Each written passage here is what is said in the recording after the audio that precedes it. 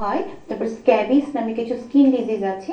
স্ট্রবেরির মধ্যে vitamin C, beta carotene, তারপরে antioxidant, এই উপাদানগুলা অনেক বেশি পরিমাণে আছে, যেটা আমাদের বড়দেরও তারুণ্য বজায় রাখতে সাহায্য করে এবং ছোটদের রোগ প্রতিরোধ শক্তি বৃদ্ধি করে এবং বাচ্চারা যে খুব দ্রুত সর্দি, হাঁচি, কাশি, গরম ঠান্ডা জনিত যে অসুখগুলোতে আক্রান্ত হয়, ভিটামিন সি জাতীয় খাবার খেলে তারা ভালো থাকবে। আর কি চিকেন বটি কাবাব অনেক লোভনীয় এবং সুঘ্রাণ কিন্তু এখান থেকে পাওয়া যাচ্ছে।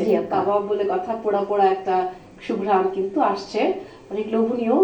কি পাবো এতে? বটি কাবাব অর্থাৎ মুরগির মাংস, এটা আমিষের খুব ভালো একটা উৎস। বড় ছোট সবার জন্য মুরগির মাংসটা খুব দরকারি।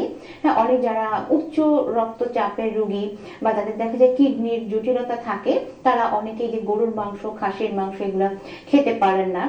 আবার যাদের রক্তে কোলেস্টেরল বা ফ্যাটের পরিমাণ বেশি, তাদেরকে আমরা বলি যে বিফ, মাটন এগুলো একটু অ্যাভয়েড করতে। তাদের জন্য মুরগির মাংস তো খুবই উপকারী।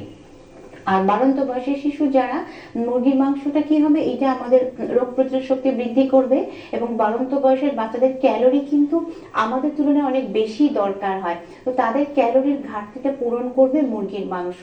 সারাদিন রোজা থাকার জন্য যে ক্লান্তি ভাবটা চলে আসে, মুরগির মাংসের মধ্যে যে ফাইবার গুলো আছে, অর্থাৎ যে আঁশ জাতীয় সুতার মতো কিছু উপাদান থাকে, যেটা ডায়াবেটিক রোগীদের রক্তে চিনির মাত্রা নিয়ন্ত্রণ করতে সাহায্য করে।